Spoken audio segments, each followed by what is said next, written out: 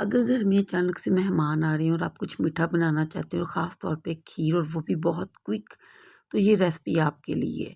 यहाँ पे मैं बहुत ही ज़बरदस्त और क्विक रेसिपी खीर की लेके आई हूँ, झटपट बन जाएगी और टेस्ट में भी बहुत आला है। घंटों बनाने की झंझट से बचें। तो बिस्मिल्लाहिर्रहमानिर्रहीम, वेलकम टू शहरीज़ मॉम किचन। कैसे हैं आप सब? उम्मीद करती हूँ आप लोग ठीक होंगे। देखिए यहाँ पे मैंने फुल फैट मिल्क लिया है 2 लीटर के करीब।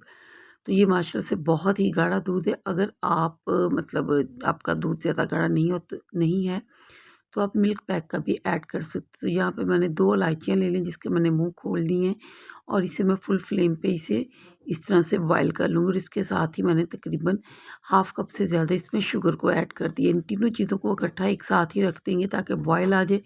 और अगर आप मेरे चैनल पर नए हैं तो प्लीज़ शेयरिज़ मॉम किचन को आप सब्सक्राइब करें। मेरी इन वीडियोज़ को फैमिली और फ्रेंड में शेयर करें। वीडियो पसंद आती है तो प्लीज़ कमेंट करें। मुझे मोटिवेट किया करें। जब एक वीडियो इतनी मेहनत से बनती है, आपकी मोटिवेशन मिलती है तो यकीन जानिए और अच्छा काम करने को दिल करता है। तो यहाँ पे देखिए बॉयल आ चुका है और इसको यहाँ पे थोड़ा-सा 10 मिनट के लिए हम लोग मज़ीद पका लेंगे, लेकिन ये मेरे पास जो दूध है वो बहुत ज़्यादा गाढ़ा है। अगर आपके पास गाढ़ा दूध नहीं है तो आप मिल्क पैक को भी ऐड कर सकती हैं। और यहाँ पे देखिए मैंने तकरीबन 1 पौना कप जो था वो मैंने ना रात ही चावलों को भिगो दिया था, जिससे चावल बहुत ज़्यादा हमारे पहले ही सॉफ्ट हो चुके थे। तो अगर यहाँ पे आप ब्रोकन राइस मत लीजिएगा, उसकी अजीब सी स्मेल होती है जो कि खीर में बिल्कुल भी अच्छी नहीं लगती। तो मैं बासमती राइस का ही यूज़ कर रही हूँ।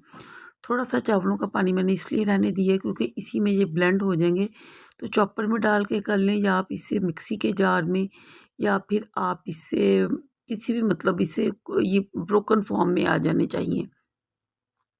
तो यहाँ पे देखिए मैंने चॉपर में डाल के इसे चॉप कर लिए, बहुत अच्छे से चॉप किया। अब यहाँ पे मीडियम फ्लेम पे इन चावलों को इसमें डाल के हम लोगों ने इस तरह पकाना अच्छे से। तो 10 मिनट मैंने इसे पकाया, ऑलमोस्ट ये डन हो चुके हैं। और इसके साथ ही ड्राई फ्रूट थोड़े लिए हैं जिसमें किशमिश है और जिसमें नारियल है और साथ है बादाम 12 से 14 था, जिसे मैंने छिलका उतार के इस तरह से कट कर लिया था। और यहाँ पे क्यूरा एसेंस तकरीबन 2 ड्रॉप्स के करीब मैंने डाल दी। इससे बहुत अच्छा एक फ्लेवर और अरोमा आ जाता है। तो यहाँ पे तकरीबन मैंने इसे 10 मिनट पका लिए। खीर हमारी रेडी हो चुकी है। आपने जितनी गाढ़ी निकालनी है या उतारनी है आप उतना इसे और मज़ीद बॉयल कर लें। तो यहाँ पे देखिए बड़े-बड़े बबल्स आ चुके हैं और खीर भी हमारी गाढ़ी हो चुकी है। अगर आप इसे मज़ीद गाढ़ा करेंगे तो बहुत ज़्यादा हो जाएगी।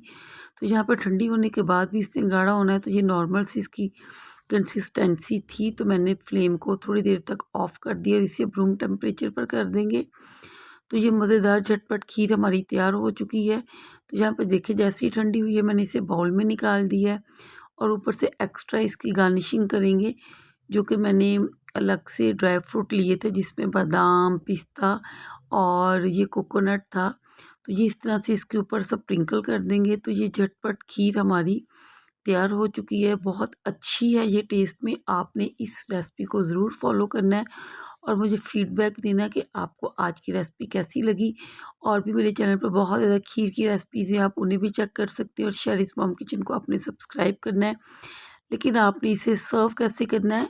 ठंडा करने के बाद, क्योंकि जब भी आप किसी मीठे को ठंडा करने के बाद सर्व करती है ना, तो यकीन जानिए उसका टेस्ट और उसका जो एक अरोमा या उसकी लज़्ज़त बढ़ जाती है। तो ये देखिए मैंने इसे 2 घंटे फ्रिज में रख के ठंडा कर लिया। तो ये देखिए किस कदर ये देखने में ही यम्मी यम्मी लग रही है। तो आपने भी इस रेसिपी को फ़ॉलो करना है, मेरे चैनल को सब्सक्राइब करना है।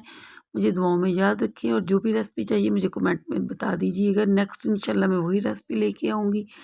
टिल देन अल्लाह हाफ़िज़।